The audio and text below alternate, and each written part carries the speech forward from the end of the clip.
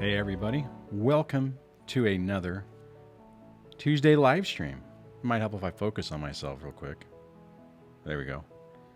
Hopefully you're doing okay. If I can get some ones to let me know that I am transmitting. Video is being received, as is audio. Hopefully, all right, I see some ones. So hopefully everything's working all right. Tonight's topic is going to be fighting the narcissistic paranoia. Now, there'll be some caveats on that because there's a balancing act with it between being paranoid and being cautious, but we'll get into that. We will get into that in a little bit. I'm going to switch over to my normal starting procedures on this. First thing is a disclaimer. I am not a therapist. I am an individual, much like yourself, who's been through a toxic, nasty experience and developed some tips and techniques that have helped me through it that I share with you in an attempt to try to help you get through this just a little bit faster, get your life back on track. If you strongly suspect your ex has a personality disorder but is undiagnosed, be very cautious about saying that. You do not want to be caught up in a situation where you are being perceived to diagnose your ex, because that just creates a whole nother level of problems. If you want to get my attention during the live stream, well, that didn't work.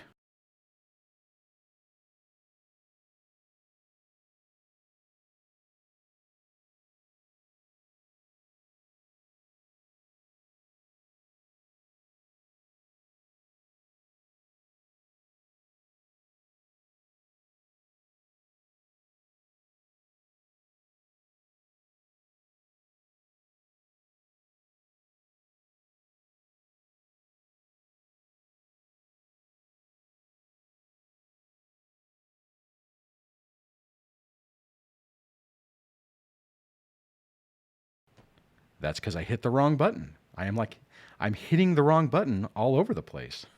God. So I think my sound's back now. But thank you guys for saying that, because I was able to see that. What I was saying is, if you want to get my attention, you can do at DSD. It will highlight it orange like you see right there on the screen if you're looking. If you want to support the channel like a little tip jar, you can do that through the super chat thing. Every little bit helps, and I would appreciate that. The other thing, let me move my windows back around. You know what? I think I'm just going to jump into it from there. Hopefully you guys are doing all right. I'm going to check and see. We have a handful of people here. I want to recognize a couple of people. We've got Hold True. I think this is your first live stream, so welcome. Mr. Skulls, CS from Missouri. GA made it here all the way from the UK. So it's 2 a.m. for GA. So anybody else who's really late, I apologize, but thanks for hanging out with us. I appreciate it. Divorced Papa is in the house. Old Shawnee Road. Alistar Persons is here as well. Let me see, who else do we got here? Tara is on.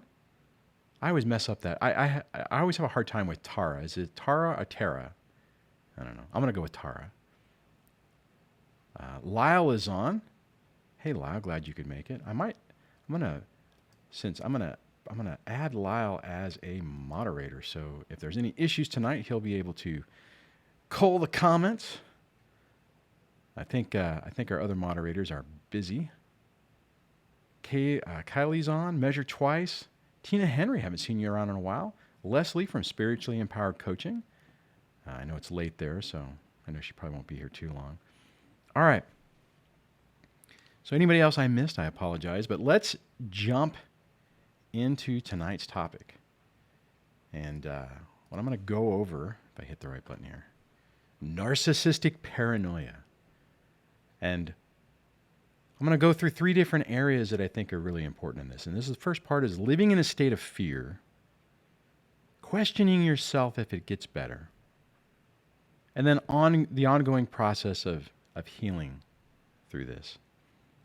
And one of the things that's really tough is Well, and I just want to say one thing before I completely dive into this and this living in a state of fear.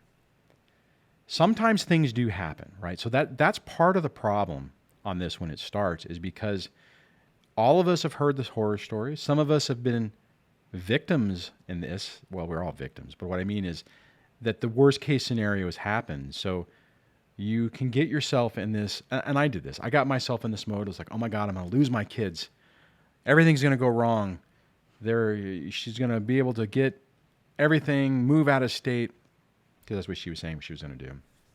She's going to, play the domestic violence card, get me arrested, all of these things, and it just kept increasing my level of fear. Now, there's some possibilities with that, right? I mean, so there's a balancing act, but you have to keep things realistic. So let me just jump into this part first, and this is what I experienced in the early stages of this, and no doubt you probably either are currently feeling this, or if you're farther along, you've moved through this. But your ex is going to do everything in their power to keep you stressed, tired, anxious, to keep you on your heels as much as possible. They do this through gaslighting, keeping you confused, and bottom line, keeping you paranoid about what is going to happen next. And I know for me, I started to believe everything that she was putting out there and the things that other people were saying. I had a lot of people, some in my close circle, that would not enjoy telling me, but they would tell me the worst case scenarios. You're going to mess up. You're going to go to jail. She's going to file for an emergency order to be able to move because she's scared of you and needs to get out of the state. And all those things added to, just going back down the list, added to my stress, kept me tired, kept me confused. And some of these things would be backed up by other people, or talking to an attorney. You might say, well, yeah, that's a possibility. And it really keeps you, like the title of this slide, it keeps you in a state of fear. Now I'm going to check some of the comments before I go down, because I see I'm I'm orange on the screen. GA says to Duane, whenever the doorbell rings, I fear it's a narc calling the police and trying to get me in trouble. Hate doorbells now. It's so funny. And see, and that's the other type of thing that happens. That's where this paranoia, which actually that's a really great example. There was a period of time where I was actually scared to when I would open my garage door, my car's in the house, right? Sorry, in the garage. So I would, when I would open it, I was afraid that there was going to be somebody there to serve me papers, or that something else would happen. I was living in this constant state of fear. And the sad part, like with what GA is talking about like whenever that doorbell would ring for in his particular situation, is you're constantly paranoid. You're constantly worried about what's going on and what's happening. It looks like my signal's dropping out a little bit, so hopefully everything is going okay. I'm going to hit the record button so I can have a copy on this side. So I like Grit says, Duane, what do you do if the reality is what you fear? We're going to get into that a little bit later. I like Grits. And if I don't cover that completely, bring it back up and we can deep dive more into that. Pencil says, I wonder if I'm more paranoid about anticipation than that the narc is being toxic and etc. And see, and that's the danger part of this fear state, because you start to think more and more, well, what might happen? What might they do? What's going to happen next? Old Chunny Rose says, doorbell, phone rings, text notification, the paranoia is real. And you think, what's next? So, let me make this a little bit bigger so I can see it. So I'm going to jump into okay, so any questions on this part, specifically about this part? If not, give me a 1 or a thumbs up, and we will move on to the next part on this.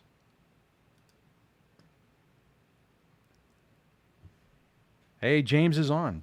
James, just to let you know, I promoted Lyle as a moderator as well. So I think we had a bit of a troll last week right at the end. All right, so I'm getting some 1s on there.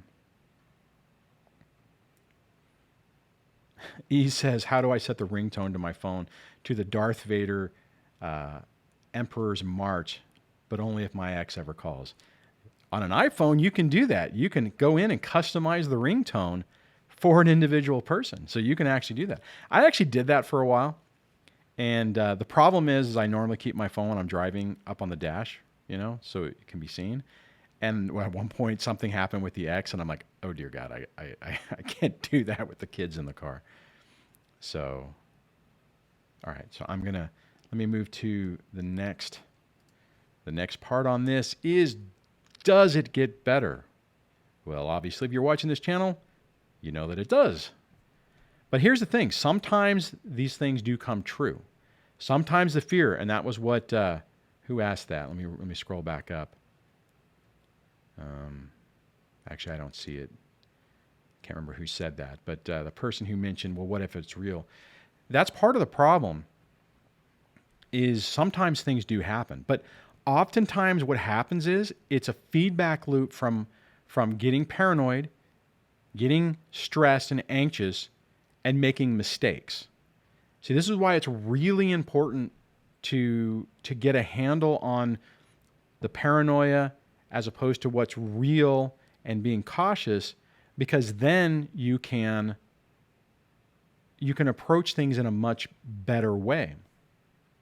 Now, part of the problem in this area is that when you feel or you start to feel better, they tend to attack and they tend to ramp it up. I got to the point, and this is the next option, the next item right here, where you start to believe it will never get better. I kept going through this iterative state to where I would think I had everything under control. I understood. I'm like, okay, I got it. I understood. I got her in a box. At least me, mentally, I felt that way. And then something else would happen. Another attack would happen, and it would be ramped up. And again, what happens is, and I'm sure, and I'll tell you what, I want to, let's do a why, just a why, if you guys agree with this.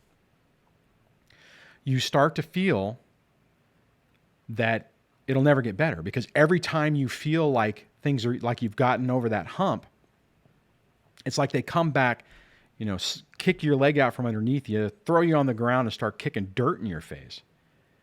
And what happened in my situation on that, and this was absolutely not helpful, is I got to the point that I couldn't even, that when I started to feel better, my paranoia would kick in overdrive, because I'm like, oh my God, things are better. That means, it's not real. It can't be real. Something's going to happen. That went on for me for about 4 years, and I'm getting a lot of whys. Tina or Tara says yes. Breaking Bombast, yes. Marty McFly, yes.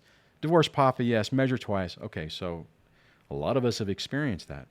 And the problem is it's like it's like this self-fulfilling prophecy.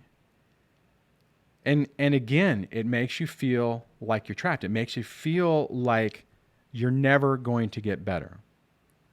And when that paranoia sets in, I don't know about you guys, but it's like a feedback loop. It was, well, I don't have this problem now, but back then, it was like that catastrophic thinking. It's like, oh my God, what's going to happen next? Oh my God, they're going. Just thinking about it right now. Just the things that would come up, that, whatever. It's like, she's going to turn the kids against me, and they're going to choose to live with me, and then she'll get full custody, and then she'll move out of state, and then. I'll never be able to do anything, and I'll lose my house, and I'll lose my car, and I'll lose my job, and it was just like this stack upon stack upon stack of stuff. Marty McFly says, sounds like PTSD. Exactly, it really is. And you fall into this trap to where it feels like you're trapped. John says, Duane, The opposing attorney would press my buttons in court, and that would upset me. At one point, I said to him to go ahead and keep trying to scare me, but you will never take away my birthday. That's awesome. I love that. It's really tough, though, because, and that's kind of what they're doing, right? They're trying to push your buttons to get you to make a mistake. And that's really the key in this part of it. In the early stages of this, whenever your ex is doing that, they are absolutely trying to get you to make those mistakes. CW says, do you think you'll ever get full custody? CW, if you are talking to me, no, I do not think I ever will get full custody. I don't think it'll happen. And hey guys, am I dropping a lot? Because I see my signal going down to 0 right now and dropping. So it looks like I'm having not a great internet day today. So I apologize about that.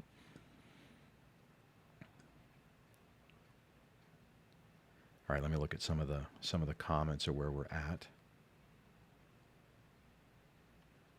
Callie says, yes, and it's depressing. Absolutely. CS says, anxiety on steroids. It really is. And you just get to go, it keeps getting worse and worse and worse. And our NAR says, Duane, you're so spot on, it's scary.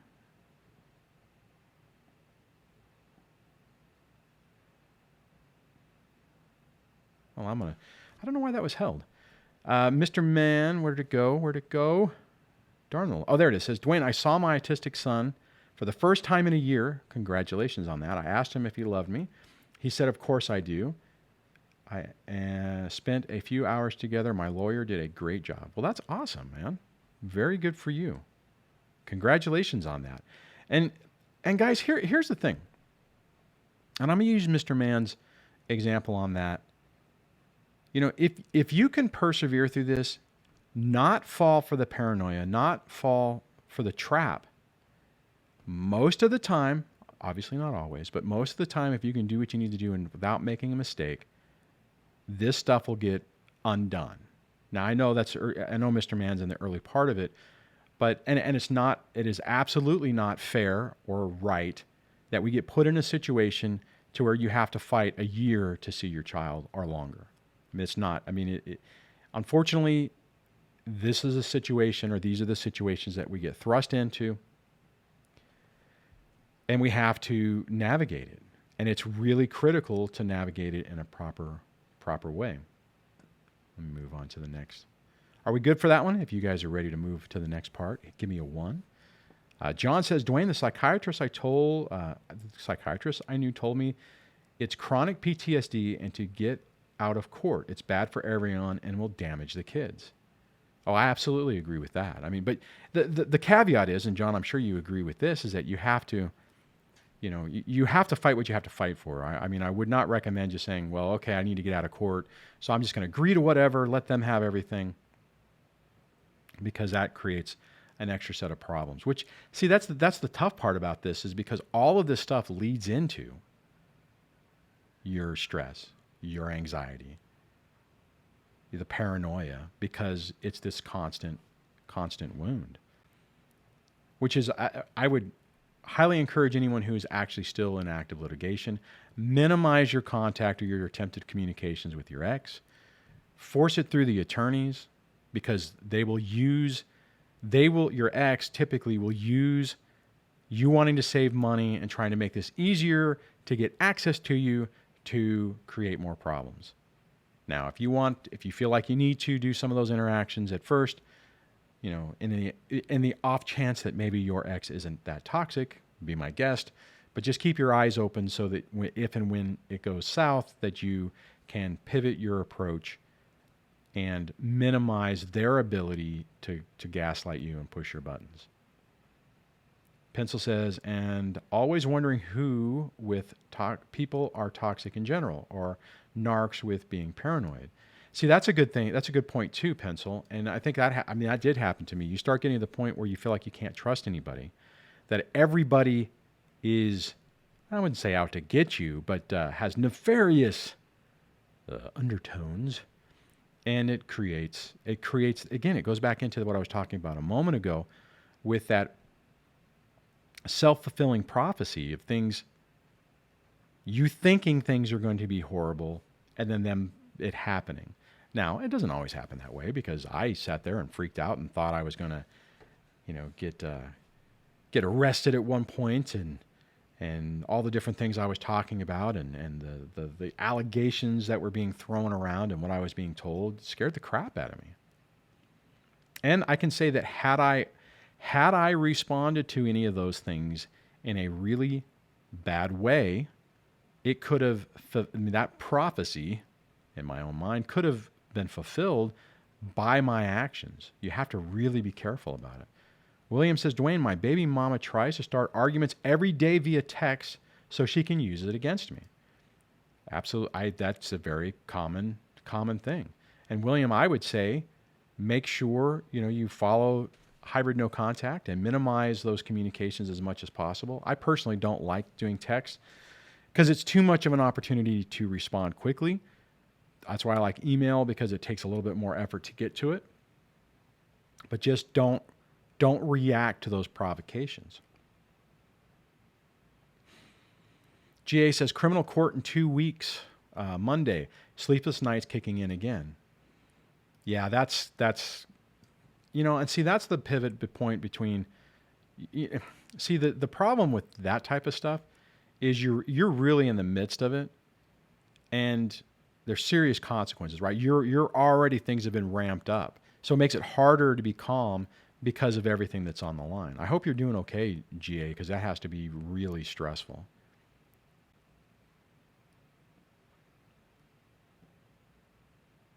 All right, let me scroll down here. Adam says, Duane, I ended up tapping the mat in court after a year of crap just asking for basic visitation. I should have fought harder. Okay. Anybody who makes a decision on this, don't beat yourself up. There's so, I've done that myself. There are times where I looked at it, I'm like, oh my God, I should have fought harder. I should have done more. But like Adam, you did the best you could at that particular moment. And you made the best decision that you could in that moment. When you learn other things or you see the consequences of something, you didn't know. It's not like you were thinking, you had other information. You were making that decision based off of what you were dealing with. Bears asks, is it bad for me to laugh at my narc sister who got arrested? I found out my dad was in the hospital. No one told me. I went to visit. She grabbed my hand and dug her nails into my palm. Wow. I don't know. It's one of those things that's tough because they get away with so much that whenever there is a consequence, not most of us get to see that, right? I will say that I'm at the point now where if anything bad, it's like I'm completely numb to it. If something bad was to happen to the ex, as long as it doesn't include the children, I just don't even care. It's like, it's not even worth my time or energy to it. So, all right. GA says, I'm working a lot of hours in fitness, lost a lot of weight. Coffee keeps me going. And of course, these videos, you guys and the ladies. Awesome. Double X says, Duane, I've been unable to date since my ex ghosted me and left. I make an effort to talk with numerous potential partners and it goes nowhere. Am I conditioned to trust, to no longer trust?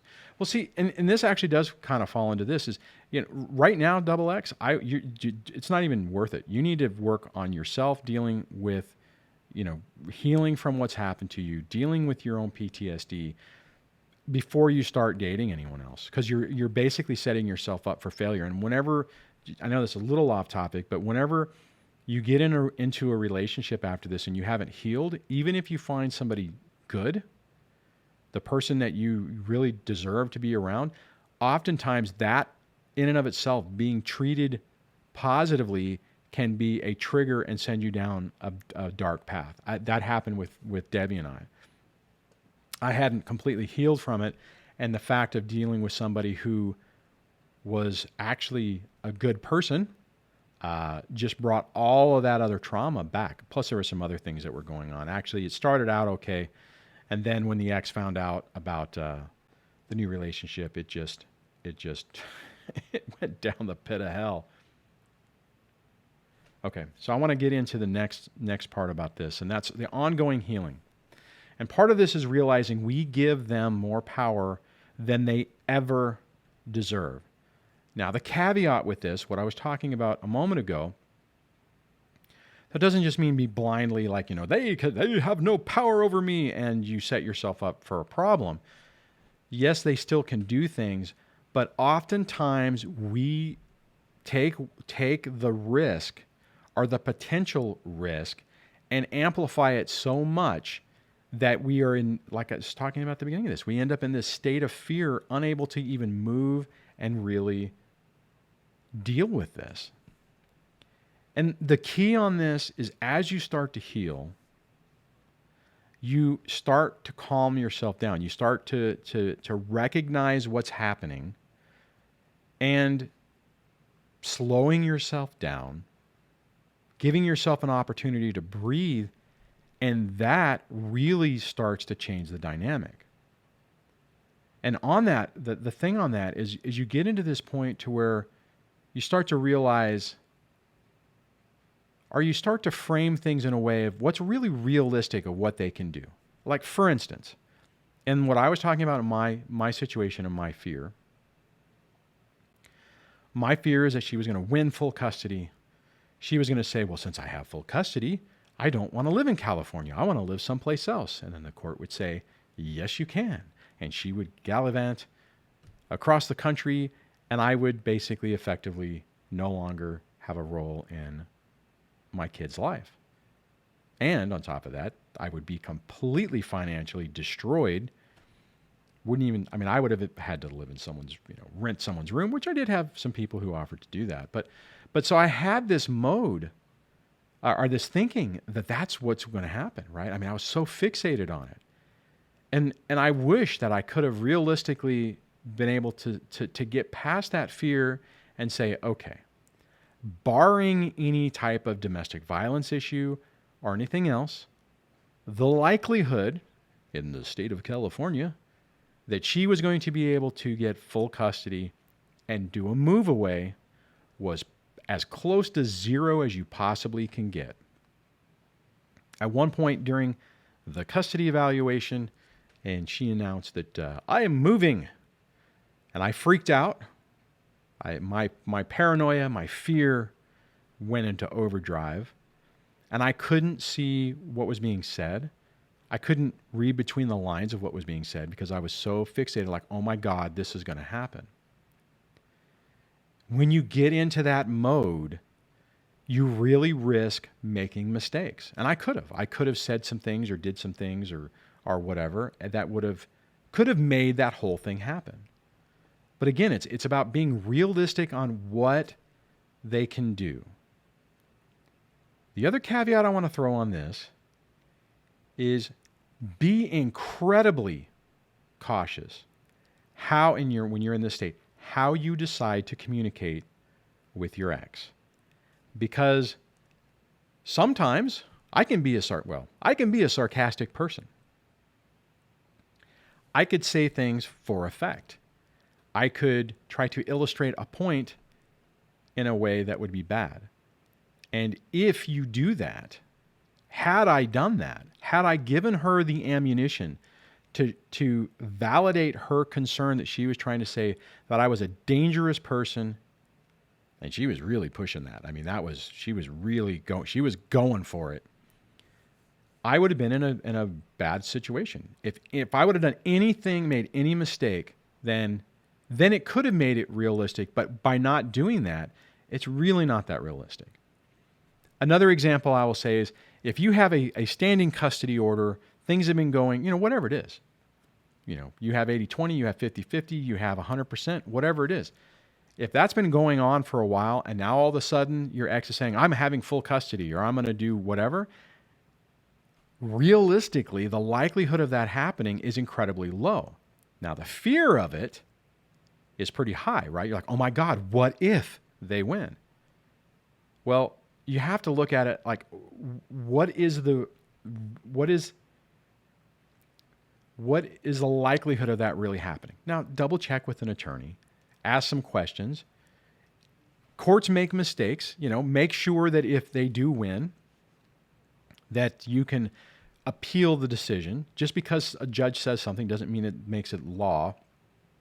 Well, technically, it kind of makes it law until you appeal it, but you know what I'm saying. All right, let me see what we got going on here. Jack says to Duane, when do you know you're healed? Are we ever fully healed? That is an excellent question, Jack. And what I would say on that is, you're healed. Hold on, let me just make sure I'm in the... you're healed when the PTSD doesn't kick in. When things happen and you don't have that panic attack.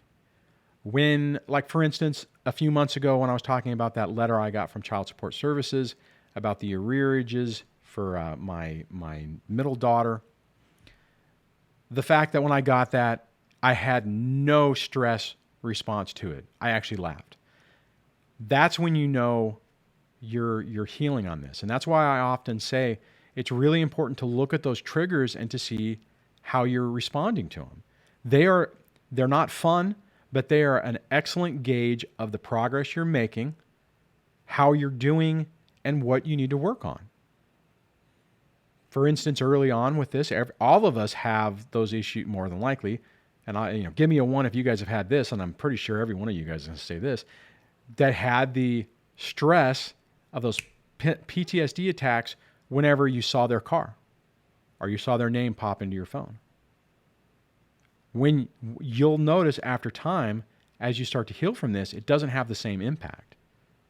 So that's how you know you're healing. Yeah, okay, I'm getting a bunch of 1s on that. And so let me ask you this. How many of you guys on those early triggers aren't triggered by that anymore? Give me a 2 on that. If those things that used to trigger you in the past, used to really set you off and get that anxiety level, the PTSD to go, give me a 2. Now I know that there are probably not as many people who are doing 2s, but whoops! Oh, I just tried to make a thing go.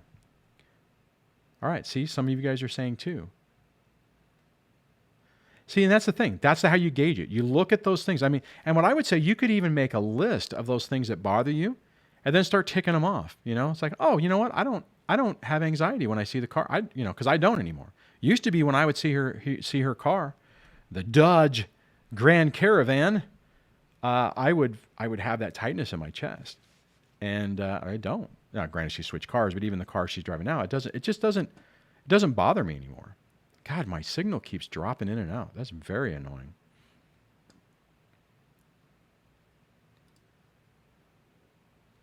Okay, so I'm going to wrap this up with this next part is like, what does this all mean? All this stuff that we're talking about tonight, what does it mean? Well, the main thing on it is the way that you feel today does not dictate how you are going to feel tomorrow. The way you're feeling, maybe you're feeling today, doesn't mean that the rest of your life is going to be feeling those same emotions.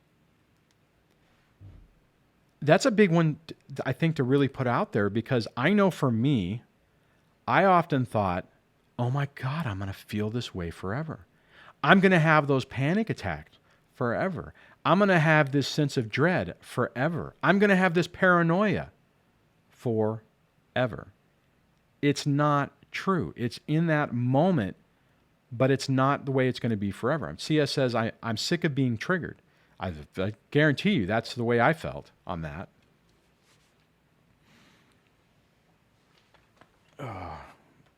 So the other thing is, as you're progressing on this, you learn and you realize that they have much less power than you ever think. And here's the caveat, not the caveat, but the clarification on this. Oh, Double X is taken off. Good night, Double X. Thanks for hanging out with us. I appreciate it. The thing is, you get in that mode where you think that they are more powerful. And the reality is, the reason that they have quote unquote power is because they have no conscience, they have no empathy, and they're able to do things that are unfathomable, if I'm saying that correctly, for you, because you wouldn't do that. You would never do that to another person. You would never do that to someone that you actually cared about. The difference is a toxic narcissistic ex doesn't have the empathy or the guilt or just the compassion to do this. So as a result of that, they're able to do things that you would never consider. So you get blindsided by it and you're like, how in the hell can they do that? How can they play this game? And it's not even that they're being strategic. They're doing it out of instinct. They're doing it because it's like their default position. They're not, most of the time, sometimes, they can be smarter, I guess, are more vicious. But most of the time, they're just running their default program. They're doing it without that empathy, without that compassion, which also means that once you stop reacting to them, they typically are not able to adapt to you not responding the way they anticipate. So they go on acting as if you said something bad, which starts to undermine their story and their position. And then the last thing on this is you start to learn the difference between being paranoid and being cautious. And what I want to clarify on that, because I had trouble with this, right? Because I went through a phase where I'm like, oh my God, I'm like, oh my God, what is this going to happen? Is this going to happen? What if this? What if that? And I mean, as I was doing it, I would get more tense and more stressed, and my heart rate would go up, and I would start talking faster, and all that kind of stuff. After a while, I realized that yes, there are some things that she could potentially do. Yes, there are some things that I can do to prepare myself for it. But do I need to live in a state of fear as a result of that? Or can I set up some contingency plans and continue to live my life? That's the difference between being paranoid and being cautious. Paranoia will cause you to make mistakes. Being cautious and aware and knowing the potential of what could potentially happen, but not getting paranoid about it, not getting anxious, not dealing with it in a non-productive way, gives you the strength, the calmness, the sanity to approach it without making a bunch of mistakes. All right, let me see. So you guys, everybody on board with that? Give me some ones if you think that is correct, and I am going to look at some of the questions. And that actually was the presentation for tonight. So let me see. GA says, Duane, the narc is in bad shape, drinking a lot. Should I feel sorry, but I don't love her no more? It's a tough one, GA. We have our emotions with it. I think feeling sorry for the person, there's nothing wrong with that. You can, I can look at it now, and I never, to be honest, I never thought I would get to the point that I could have anything other than anger and disdain for my ex, for the ex. I don't necessarily have compassion for all the damage she's caused, but there is some like, wow, this person has really just set their life up in a bad way, and they've done a lot of nasty things. So it depends. Honestly, GA, it's however you feel you need to feel, and you shouldn't feel bad about it. If you feel sorry for that person, just make sure you don't allow them back in. Make sure you don't step over any of your boundaries. Make sure you protect yourself. But you can have compassion for the person. But equally, on the flip side to it, if you were to say the same thing and say, Duane, the narc is in bad shape, I don't care. Should I feel differently? You're going to feel however you're going to feel. Being able to process this and not have that anger, I think, is really important, right? Jax was talking about earlier, like, how do you know when you heal? And I would say, as an example of what we were just talking about, 4 years ago, if something happened, I wouldn't feel any. I would feel like, or angry about something. But as you progress onto it, you realize that those negative feelings hurt you.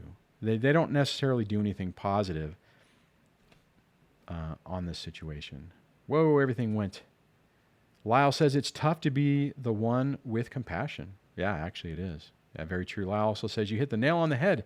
I think I read that late, so I'm not entirely sure where that was. All right, let me see what else we got going on with the comments. Oh, committed to the shift says empathy, not sympathy. Excellent point. That is a really good point. Ellie says it's hard knowing I'm still triggered, but they aren't affected by anything. Again, Ellie, I don't know if you jumped in when I was talking about it before, but keep in mind that most of the time, like 99% of the time, a toxic ex lacks empathy, compassion, and remorse. So they're not affected by anything because they don't necessarily care about it. Ellie, you do care. You are affected by this. This did mean something. This wasn't a joke to you. This wasn't, you weren't playing a game. You were in that relationship, genuinely, and it meant something. You invested yourself into it. A toxic person doesn't do that. They invest themselves into it enough to hook you and to be able to use you and get what they need out of it. Mr. Skulls says, have compassion for yourself first. Absolutely. That is a very good point. Narcissistic Abuse Rehab says, just don't get tangled up in their drama. Very true. GA says, Duane, thanks for your help. My compassion is still there, just only as she is the mother of my daughter. You did hit the nail on the head. Thank you. Pencil Out a Question says, Duane, I don't know if it made sense with always being cautious because people always want to take advantage of you. And for me, it's hard to differentiate from some people to another who could be super bad. See, and that's a tough one, right? I mean, because, if you're talking to a mental health professional, which I am not one, they're going to check to see, they're going to ask questions to see, well, do you think that you're being targeted by everyone? Is everyone always out to get you? And it's tough because whenever you've been targeted by people like this, you go through a phase where you do feel like everyone, like everyone is out to sucker punch you, so to speak.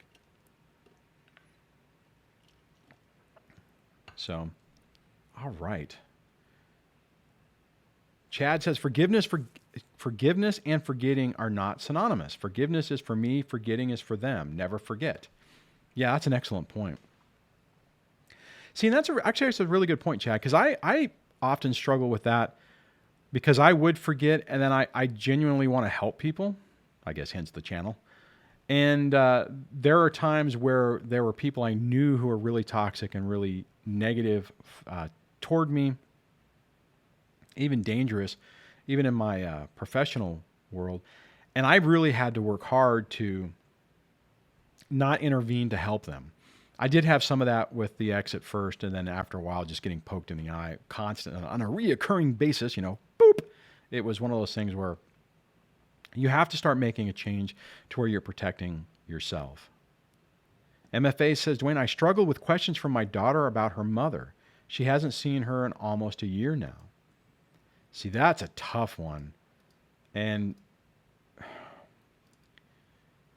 I don't know how you feel about this, but I would encourage you to have a therapist for your daughter because she's dealing with that abandonment issue of a parent. I was just talking to a coaching client about this the other day. It was a very similar situation where the mom had just,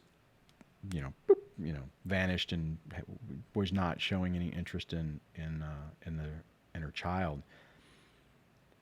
And the problem is any point. Actually, let me back up. There's a little bit more to it. The other part of the story was that the child was bonding with the person's new girlfriend, and when the child would spend some time with mom, when they would come back, it would be really tough. And the reality is that the child is struggling with how in the hell is the one person The one person on the planet, well, one of two, the one, female person on the planet is doesn't love me, doesn't care about me, is rejecting me. What's wrong with me as a child that the other parent doesn't care? And as I'm saying this, that's exactly the way I felt towards my dad. Now, granted, I was alienated, right? And he wasn't necessarily trying to stay away from me, but that's the emotion that a kid goes through. And it's really tough whenever you're rejected by a parent. You take it personally. As an adult, we can kind of look at it a little bit differently, but it's really tough for a kid. I don't know what your take on MFA is on that, but I would, if you could find a therapist that's skilled in those abandonment issues, do it. Help your daughter break the cycle, because you don't want to start this whole thing. Because see, the thing is, if a child doesn't process that, then they're going to go into adulthood always feeling like that they're not worthy, that people are going to leave them. And I mean, that's kind of like the brewing spot of like borderline personality disorder. So it's our job to try to break the cycle of all this. ADK says, Duane, living in fear that everything said and done will be used against me because it has. See, now that's one of those things where you need to be cautious and minimize your communication. I remain isolated, paralyzed, fearful. My ex still controls me despite being separated for 1 year. ADK, I would double check or review my Mindset for Narcissistic Abuse Recovery playlist, and specifically, let me see if I can pull it up. Specifically, whoops, wrong window. Let me go here. Oh, let me hit the button and scroll down in this hybrid no contact. You're probably familiar with it, but just review it again. You just have to be careful what you communicate with them, and giving them too much information typically will give them ways to use it against you. But I get it though. I mean, you have that situation where it does get used against you. Then you start feeling like, oh my God, I can't say anything. And then you're afraid to say anything. And it goes back into what I was talking about, that feedback loop that just keeps building upon itself. All right. GA says, another fear is what you said, daughter feeling bad about herself. Yeah, absolutely. GA also says, my biggest fear is if court goes my way, the narc reverts to pleading with me. Yeah, that's a tough one. But you just have to make sure you have good boundaries on this, and you don't. It's tough because it's easy to say, right? I can say, well, just keep your boundaries, GA. Make sure that you don't, you follow hybrid no contact. But I also realize the reality that you have that connection still with the ex. That's what's really hard about those communications with them, is because they can still a lot of times sneak under the radar and do some extra damage. ADK says, how do we counter their facades? They're so easily convincing. They so easily convince everyone, judges, most importantly, that they are the victims, that they are trying to be cooperative and have the best interest in mind. Okay, that's a great question. And the way you do that is by basically doing the same thing back, right? You have to be very strategic in how you respond.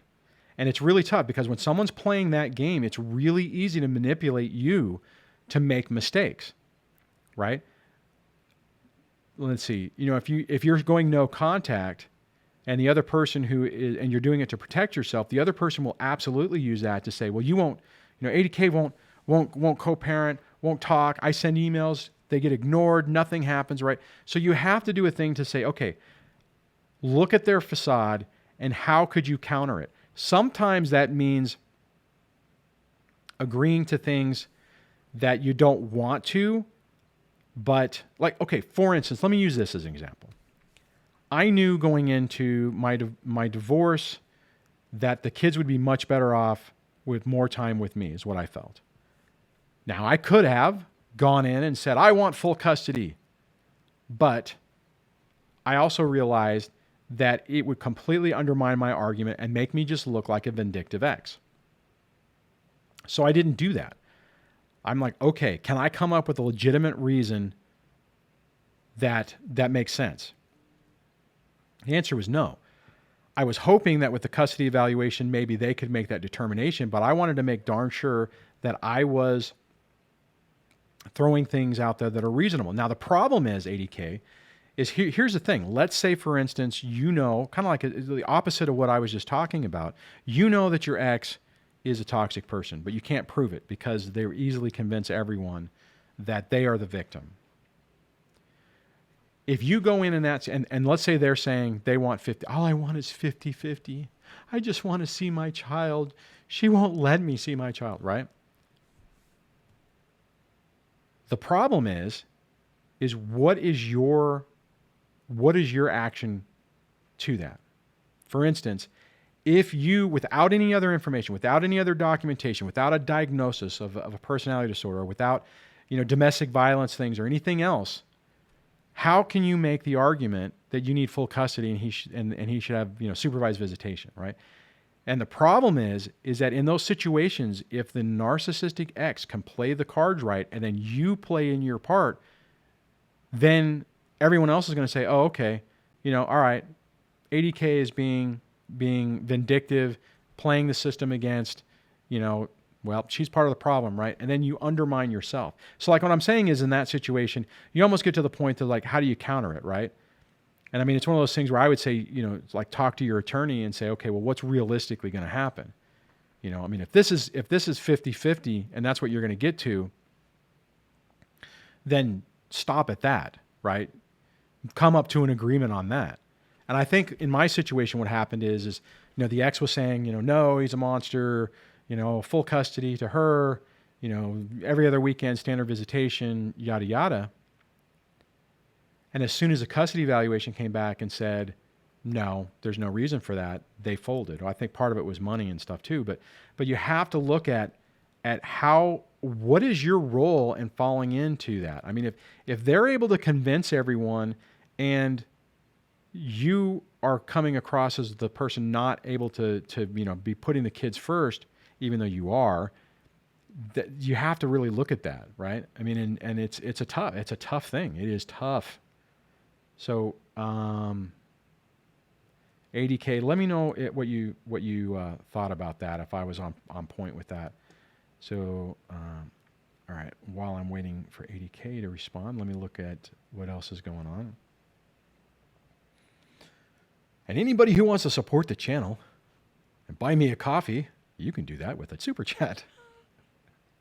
That wasn't a very good ad, right? Yeah. Support the DSD channel with coffee and drink. Sorry, I couldn't help myself. I guess I'm getting tired. Trying to keep the mood light here. All right, let me see. Let's see. Okay, I read that one. Now I'm trying to figure out where I was.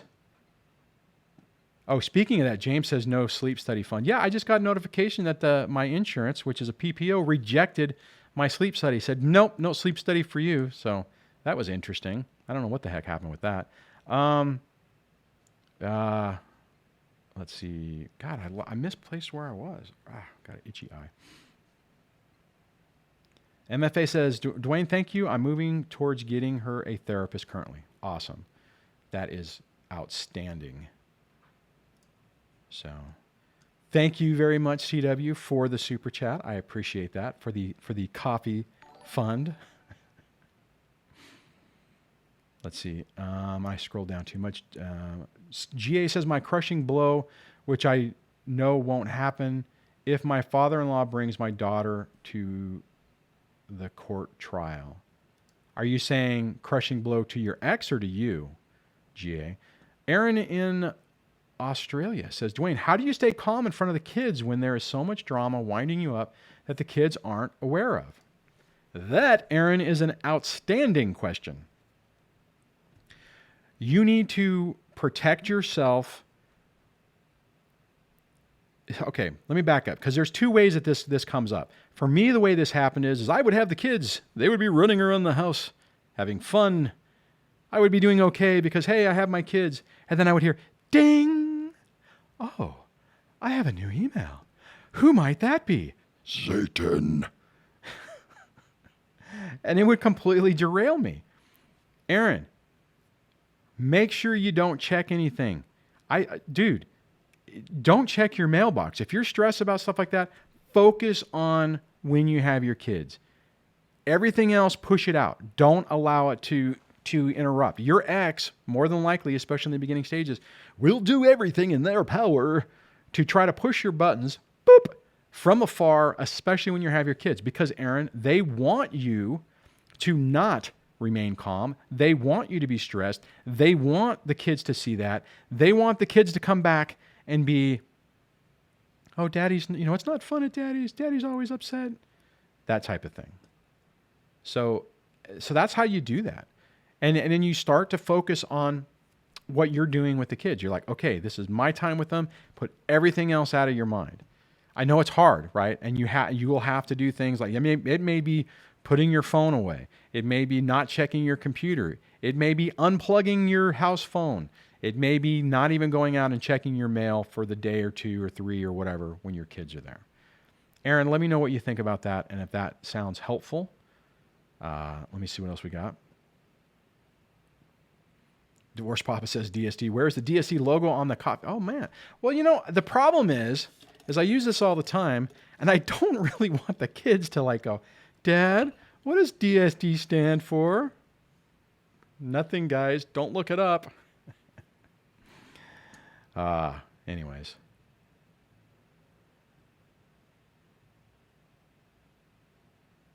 Oh, that's funny. GA says, Cuba in the end of September, opportunity for coffee if you care to join.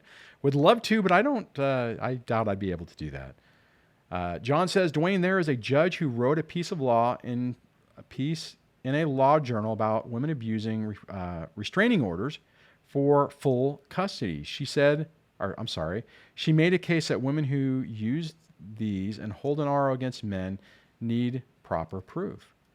Yeah, and I think, John, that's starting to happen. I mean, there was a period of time that all a woman would have to say is, I'm in danger. I feel like I'm in danger, and boom, and it was over. And if you guys remember the interview, where is it? Where is that interview? The interview I did with, let's see, where is it? With Cordell and Cordell. He talked about that in that. He called it the nuclear option. And I know that's what it's oftenly called because they can, they hit that mark. And see, my ex was trying to do that. My ex was trying to set it up, saying that I was a danger, that I was, suicidal, that I was going to potentially take myself out or take the kids out, murder, suicide. Oh man, I shouldn't even say that. Now the video will get demonetized. But anyways, my point is that they often play that. So, but I think it's starting to change, right? I mean, people are starting to realize that it is being abused. All right, guys, we are at the 7 o'clock hour. I hope you enjoyed this live stream. Thanks for hanging out with me. I see the number right now is 70 people, so thank you guys. I appreciate it. 42 thumbs up. 1 coffee fund donation. Anybody else want to throw some pennies in there? Be my guest. GA says, same here, right on the head. Yeah. John says, DSD, if a woman is in fear, she should leave her home instead of kicking a man out. See, you know what, so John, sometimes that happens too, and they can use that too. I mean, I think that happened. I'm trying to remember. I think that kind of happened with Alex.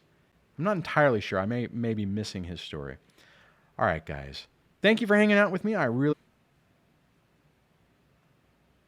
There we go. No? Maybe? Oh my God. I wonder if I have something stupid running and it's killing me. Is that what's going on? No, not in that. Huh. Well, I got bumped there for a few minutes. But on that, guys, thanks for hanging out with me. Watch out for that video tomorrow. Make sure you watch it as soon as it comes out so YouTube gives it some love. Like it, share it, comment, all that kind of good stuff. I will see you guys. As far as I know, I think I'll be back next Tuesday. There is a little bit of an issue with the holiday, so I'm not sure if that will affect anything, but I will post if I'm not going to be live, I will post it in the community tab of this channel On that, have a great night. Be kind to yourself. Don't let the paranoia destroy you. And I will chat with you on the next video. Take care. Bye.